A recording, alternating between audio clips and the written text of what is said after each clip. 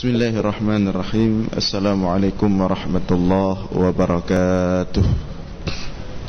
Alhamdulillahil wahidil ahad, al-fardis samad, alladzi lam yalid wa lam yulad wa lam yakul lahu kufuwan ahad, walladzi laysa kamithlihi syai'un wa huwas sami'ul basir. Allahumma salli wa sallim wa barik ala sayyidina wa maulana Muhammad alladhi da'a an-nas wa arsyadahum ila tauhid rabbil ibad. Allahumma wa ala alihi wa sahbihi ajma'in, amma ba'd.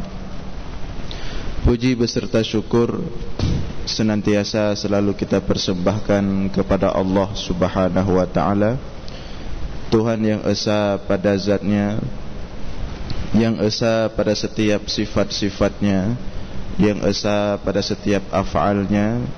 Tidak ada satupun makhluk yang serupa dengannya dalam bentuk apapun.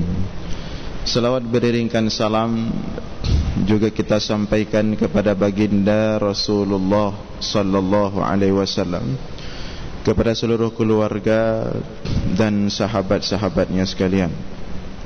Hadirin jamaah sekalian beserta para pendengar dimanapun berada yang dimuliakan Allah, kembali kita dalam kajian singkat tentang ilmu tauhid, masih dalam rangkaian pembahasan kemunafikan. Kemunafikan pada subuh yang berbahagia ini, pembahasan penutup tentang tema kemunafikan. Sebelumnya kita sudah membahas terapi yang diberikan oleh Rasulullah sallallahu alaihi wasallam untuk membersihkan diri daripada sifat-sifat kemunafikan, agar kita bersih daripada sifat-sifat kemunafikan. Terapi tersebut adalah yang pertama, menanamkan ruh jihad dalam jiwa atau nilai kepahlawanan. Jadilah orang yang berprinsip, bukan orang yang lain di mulut, lain di tindakan, lain di depan, lain di belakang, tapi jadilah orang-orang yang punya jiwa kepahlawanan, orang-orang yang punya prinsip dalam hidup. Kemudian terapi kedua diajarkan oleh Rasulullah sallallahu alaihi wasallam adalah banyak berzikir kepada Allah, karena salah satu sifat orang-orang munafik itu wala yadhkurunallaha illa qalila. Zikir mereka itu sangat sedikit sekali. Zikir mereka itu sangat sedikit sekali. Maka untuk melawan sifat kemunafikan dalam diri kita, salah satunya memperbanyak zikir kepada Allah dan juga berdoa kepada Allah untuk diselamatkan, dibersihkan daripada sifat kemunafikan. Kemudian diantaranya juga sudah kita bahas, yaitu aktif dalam amar ma'ruf nahi mungkar. Jadi kalau kita aktif dalam amar ma'ruf nahi mungkar, jelas dalam pandangan kita mana yang ma'ruf, mana yang mungkar. Apalagi di zaman sekarang, di zaman ma'ruf dianggap mungkar, mungkar dianggap ma'ruf. Jadi mudah sekali berubah karena materi, karena kepentingan. Dalam detik ma'ruf bisa berubah jadi mungkar, mungkar bisa berubah jadi ma'ruf sesuai kepentingan.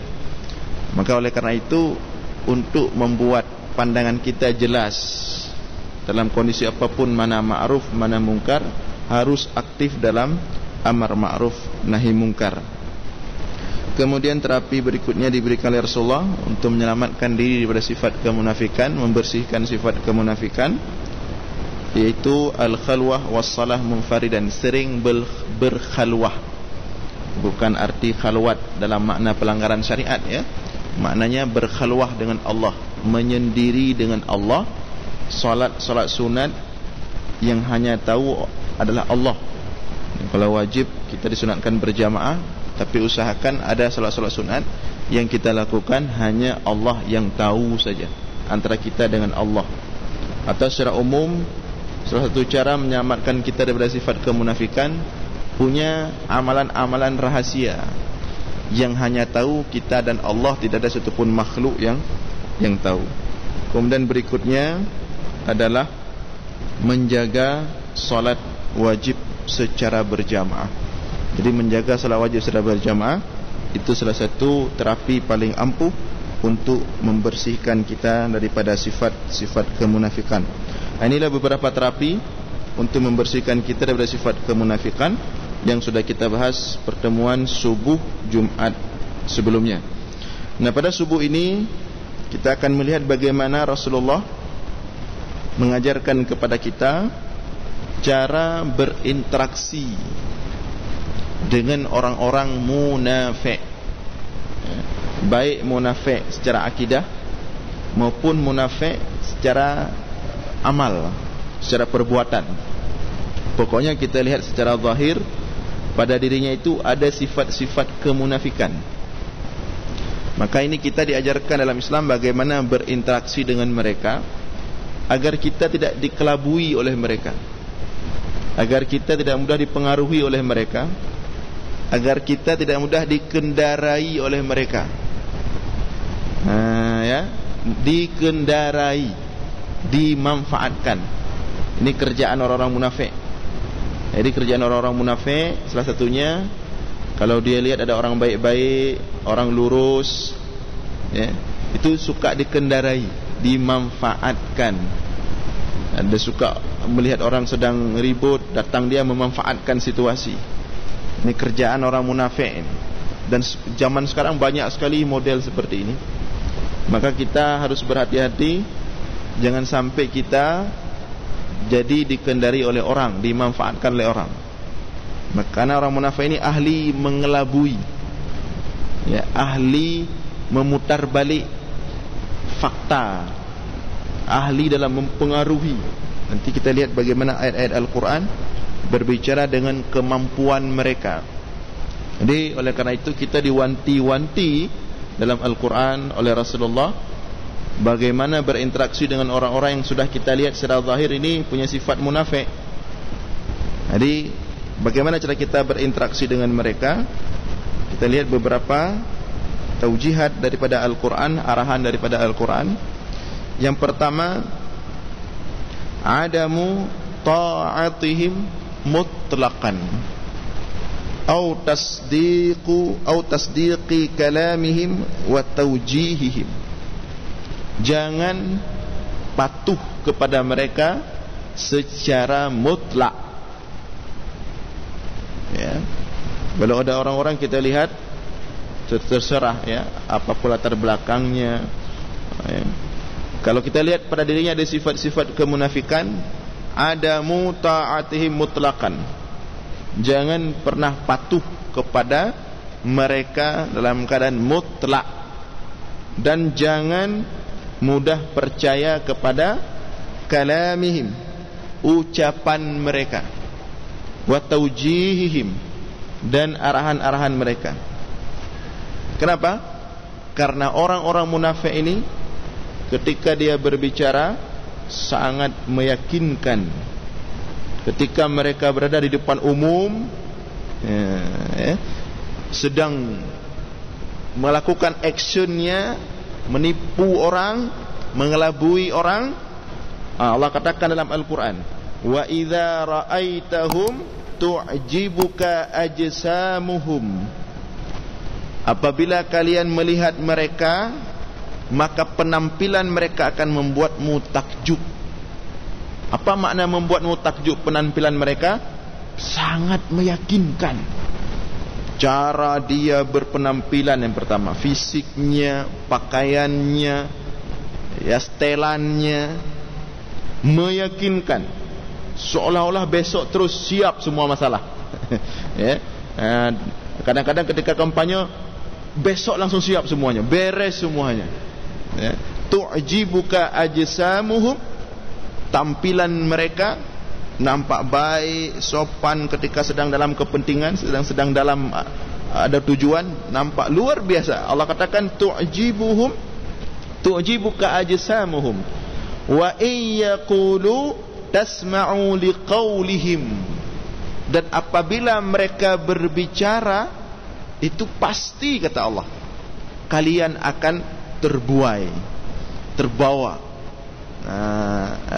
Makanya kata Rasulullah dalam sebuah hadis, wa inna minal kalami la sihra, ada orang-orang kalau berbicara itu seperti menyihir. Jadi kata Allah, wa iyaqulu tasma'u liqaulihim, kalau mereka berbicara pasti. Maka kita sering, dulu dia bilang begini, sekarang tidak begini. Kenapa kita bilang seperti itu? Waktu dia bilang dulu seperti itu, kita yakin. Ternyata faktanya tidak seperti yang dia katakan. Jemu ipegah mana nyo kalau air puput. Berarti jemu tu ipegah mana yakin dah yo. Betulnya yang cocok, yang betul yo. Ternyata kakon. Maka Allah katakan, wa iyaqulu tasma'u liqaulihim ka'annahum khushubun musannadah. Mereka itu seperti kayu yang kokoh. Artinya ketika mereka berbicara tidak ada sedikit pun keraguan. Seolah-olah semua yang keluar dari mulut mereka adalah hak. Yang lain semua salah, yang lain semua enggak benar. Ketika dia berbicara seolah-olah dia yang paling benar, dia yang memperjuangkan, dia yang pahlawan, dia yang ini, dia yang itu. Ka'annahum khushubun musannadah. Ini kelebihan cara-cara mereka mengelabui orang, cara-cara mereka mempengaruhi orang, cara-cara mereka mengendarai orang, memanfaatkan orang. Maka orang-orang seperti ini, kata Allah, jangan ditaati. Ya ayyuhan nabi ittaqillaha wa la tuti'il kafirina wal munafiqin. Wahai Nabi, kata Allah kepada Nabi Muhammad, taatlah kamu kepada Allah, bertakwalah kamu kepada Allah, jangan kamu sekali-kali mematuhi orang-orang kafir dan orang-orang munafik. Maka ketika Rasulullah diundang untuk peresmian Masjid Dhirar, yang sudah kita sampaikan sejarahnya, orang munafik buat Masjid Dhirar sebagai tandingan masjid lain. Diundang Rasulullah untuk peresmian, potong pita.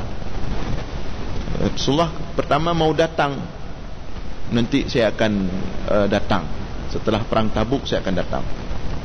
Maka begitu perang Tabuk turun ayat Al-Quran untuk jangan datang ke situ, malah sebaliknya, kirim sahabatmu, bawa palu besar, bawa alat penghancur, hancurkan masjid itu. Karena itu dibangun oleh orang-orang munafik yang tujuannya untuk memecah belah umat, untuk mengelabui, untuk mengendarai. Memang cara mereka mengendarai dengan cara materi, buat masjid. Jadi bukan hal baru kalau sekarang itu ada orang kepentingan sampai harus buat masjid untuk mempengaruhi suara. Dari dulu masa Rasulullah, masjid mereka buat untuk mengelabui umat. Tapi karena Rasulullah langsung atas bimbingan Allah, tidak ada urusan. Masjid sekalipun mereka bangun, hancurkan. Maka kita orang-orang yang banyak, orang-orang baik ini harus jeli. Datang mereka bantu, bapak pesantren ini butuh bangunan apa, butuh ini, butuh apa, harus jeli, tidak boleh sembarangan. Maka Allah katakan, wala tuti'il kafirin wal munafiqin, jangan patuh kepada mereka orang kafir dan kepada mereka orang munafik. Jadi jangan motonya yang penting kalau datang bantuan ambil aja. Tidak bisa dalam Islam seperti itu. Yang penting menyokatru cok mentang untuk baik dah pilih. Tak boleh seperti itu. Di kampung-kampung seperti itu, siapa yang datang minta uang, masalah pilih nanti. Tak boleh dalam Islam, tak boleh seperti itu. Tidak boleh dengar ucapan mereka, dan tidak boleh patuh kepada mereka, dan tidak boleh menerima apapun dari mereka. Jelas, kita punya prinsip. Karena nanti orang kita munafik juga. Materi kita ambil, tapi kita tidak mau ikut program dia, itu munafik juga nanti. Nah, ini yang pertama. Kemudian yang kedua, Allah mengajarkan cara interaksi dengan mereka. Al-i'radu anhum wa zajruhum wa wa'duhum. Berusahalah untuk menghindar dari mereka. Ana payah toto dak dia. Ambek pat na pre kopi kat ruk kenan dia. Karena biasa mereka datang pre mendung. Khauri ii pre mendung. Kalau datang mereka ada tujuan, tidak ada makan siang gratis. Tengok kat ruk kenan. Jadi al-i'radu anhum wa zajruhum wa wa'dhum, berusaha untuk menghindar dari mereka. Ini perintah Allah. Ulaika alladhina ya'lamu Allahu ma fi qulubihim fa'arid anhum wa'idhhum wa qul lahum fi anfusihim qawlan baligha. Allah katakan fa'arid anhum, menghindar dari mereka.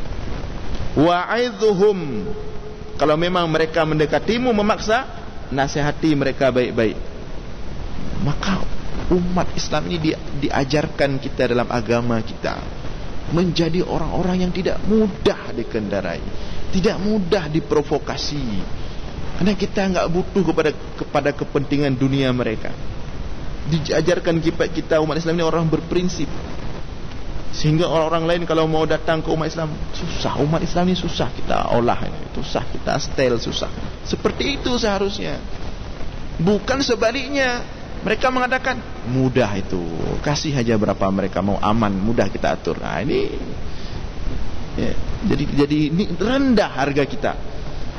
Maka tegas di dalam Al-Quran sifat kita itu.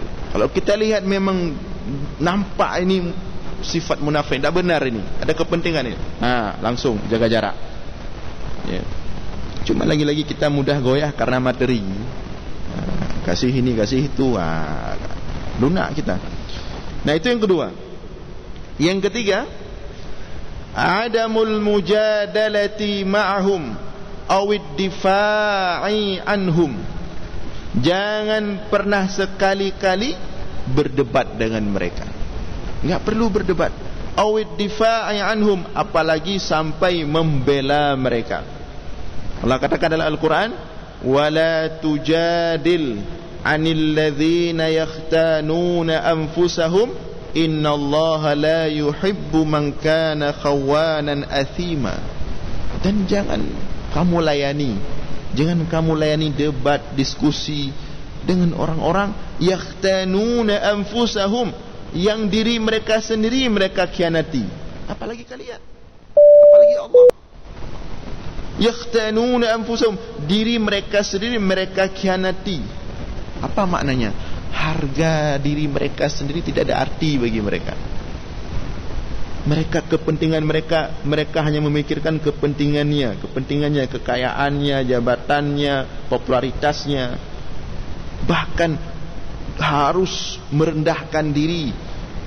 Apalagi kamu, apalagi kalian, kata Allah, apalagi Tuhan mereka. Yakhtanuna anfusahum, diri mereka sendiri mereka khianati. Diri mereka sendiri tidak ada harganya ya. Innallaha la yuhibbu man kana khawanan athima. Sesungguhnya Allah tidak suka orang-orang yang pengkhianat seperti ini. Maka kita orang Islam ini harus punya harga diri. Meskipun kita miskin kadang-kadang ya, penghasilan kita tidak banyak, tapi harga diri itu lebih mahal dari segala-galanya. Jadilah orang-orang yang orang lain ketika mau mempengaruhi susah, dia bangga ya, karena sebenarnya pahlawan itu akan menghargai pahlawan. Coba seperti sejarah Cut Nyak Dien, pahlawan kita, sampai tetes darah terakhir ketika dia tinggal sendiri di salah satu hutan di gunung, tetap menjaga harga diri, tetap berprinsip. Karena dia punya jiwa pahlawan. Ketika Belanda penjajah itu mau menangkap dia, ditangkap secara terhormat. Berbeda dengan orang-orang pengkhianat, berbeda dengan orang-orang munafik yang mudah dibeli harga dirinya. Bahkan jangankan dibeli, dia sendiri yang tidak punya harga diri, merendahkan dirinya sendiri, berkhianat kepada dirinya sendiri, apalagi kepada orang lain. Jadi Al-Quran mengarahkan kepada kita, kalau ada orang-orang seperti itu, tak usah dibela dan tak usah diajak berdiskusi dengan mereka terlalu panjang lebar, tak penting. Memang sifat mereka seperti itu. Diri mereka saja mereka khianati, apalagi kita. Nah, kemudian adamur rukuni ilaihim abadan wala yanbaghi ittikhadhu asdiqain aw musa'idina minhum. Jangan pernah sekali-kali menjadikan mereka asdiqa aw musa'idina minhum, sebagai sahabatmu, sebagai kawanmu, sebagai pembantumu. Tidak usah. Ini juga pemimpin-pemimpin, hati-hati itu orang di sekitarnya. Jangan semua yang datang didengar semua bisikan-bisikannya, korbannya rakyat misalnya. Demikian juga kita, hati-hati teman yang kita pilih. Kalau kita mungkin punya kelebihan, kekayaan, jabatan, popularitas, hati-hati orang di sekitar kita, perhatikan baik-baik. Jangan siapa yang datang kita pun langsung dengar. Karena banyak pemimpin-pemimpin yang kemudian bermasalah gara-gara bukan dia sendiri, tapi pembisik-pembisiknya yang punya jiwa-jiwa munafik. Maka Allah katakan dalam Al-Quran, ya ayyuhalladzina amanu la tattakhidhu bitanatan min dunikum la ya'lunakum khabala waddu ma anittum qad badatil baghdha'u min afwahihim. Wahai orang-orang beriman, jangan kalian menjadikan mereka, kelompok-kelompok orang-orang punya sifat munafik ini, sebagai sebagai kawan, sebagai sahabat, sebagai orang terdekat. Kenapa? La ya'lunakum khabala waddu ma anittum. Karena mereka tidak pernah membiarkanmu baik-baik saja, dan mereka sebaliknya bercita-cita agar kamu rusak. Ada orang memang dia punya kepentingan seperti itu, ya. Nah, kemudian terakhir, arahan Al-Quran, cara kita berinteraksi dengan orang-orang munafik ini, orang-orang punya sifat munafik. Adamu taswidil munafiq au raf'ihi fil majalis wal manasib. Jangan mengangkat mereka sebagai pemimpin, jangan memilih mereka sebagai pemimpin. Au raf'ihi fil majalis wal manasib, atau memuji-muji mereka berlebihan di suatu majelis, di suatu tempat. Untuk apa? Kita tahu sifat dia, sudah lama kita bergaul dengan dia, kita tahu bagaimana orangnya, sepak terjangnya. Kalau sudah tahu seperti itu, jangan dipilih lagi, jangan dibesar-besarkan dia, jangan diangkat-angkat dia, apalagi sampai dijilat-jilat, ya. Tapi itulah kelemahan kita manusia. Begitu dia bawa sesuatu, lemah dia. Kenapa pilih dia? Dikasih ini, dikasih itu, dia banyak kasihnya. Kita pilih yang lain enggak dikasih apa-apa. Kita pilih dia adalah sarung-sarung satu dikasih. Inilah penyebab kita kenapa. Kemudian udah pilih bermasalah baru ribut. Untuk apa lagi? Itu bukan lagi salah dia, salah kita sendiri. Maka sekarang banyak persoalan yang kita kadang-kadang kita suka menyalahkan orang, padahal diri kita sendiri. Makanya sekarang kenapa mereka yang naik, orang-orang baik enggak naik. Di kampung-kampung banyak orang-orang baik, kita lihat orang-orang lurus, tapi enggak ada yang pilih, enggak ada yang naik, enggak ada yang jadi panutan. Kenapa? Salah kita sendiri. Kenapa enggak terpilih yang baik-baik ini, yang potensial-potensial ini? Karena dia enggak kasih apa-apa. Datang orang lain bukan dari kampung kita, bukan dari wilayah kita, dari jauh-jauh datang dia ketika musim pemilihan. Dikasih ini, dikasih itu. Ini kita pilih ini. Jadi kita diajarkan dalam Islam. Nanti kalau sudah terjadi jangan salahkan lagi orang. Sekarang sudah terpilih baru salahkan, ribut, tidak ada arti lagi salah kita. Kenapa enggak dari dulu? Nah, adamu taswidil munafiq. Kalau tahu, nampak dari sifatnya ini, nampak memang ada sifat-sifat kemunafikan, jangan dirajakan, jangan diagungkan, jangan dibesar-besarkan. Ya, Rasulullah katakan dalam sebuah hadis, la taqulu lil munafiqi sayyidun.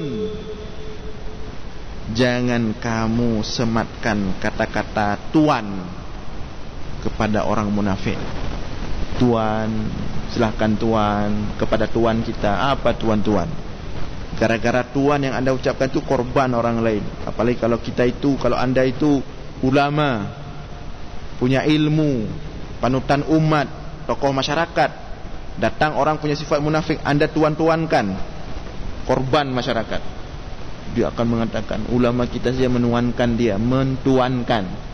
Ini panutan kita mentuankan dia. Biasa saja. Jadilah orang-orang yang biasa saja. Katakan apa yang ada di hati. Tidak usah bercari muka, cari apa, bermanis-manis mulut. Ya. Biasa saja. Jangan pun menghina. Kita tidak diajarkan menghina. Tapi jangan memuji berlebihan. Wala taqulu lil munafiqi sayyidun. Maka jangan katakan kepada orang munafik sayyidun, tuan kami. Ini kami, ini pahlawan kami, macam-macam lah dong. Fa innahu iyyaku sayyidan faqad askhattum rabbukum azza wa jalla. Dan seandainya kalian mengatakan dia tuan, menganggap dia tuan, mentuan-tuankan dia, maka kamu pada hakikatnya telah membuat Tuhanmu marah. Maka apapun yang terjadi setelahnya, jangan salahkan lagi dia. Tuhanmu yang marah membuat kekacauan karena kamu sendiri yang punya sifat munafik, memilih orang-orang munafik, cari muka di depan orang-orang punya sifat munafik, tidak berprinsip dan tidak tegas. Nah, hadirin sekalian yang dimuliakan oleh Allah, inilah beberapa arahan Al-Quran, cara kita berinteraksi dengan orang-orang yang secara zahir nampak pada dirinya sifat-sifat munafik. Saya kira ini materi sangat penting sekali untuk mendidik masyarakat kita. Di kita yang pertama dulu, untuk jadi manusia itu jadi orang-orang beriman yang tidak mudah dikendarai, tidak mudah dibawa-bawa, tidak mudah diprovokasi, tidak mudah dimanfaatkan.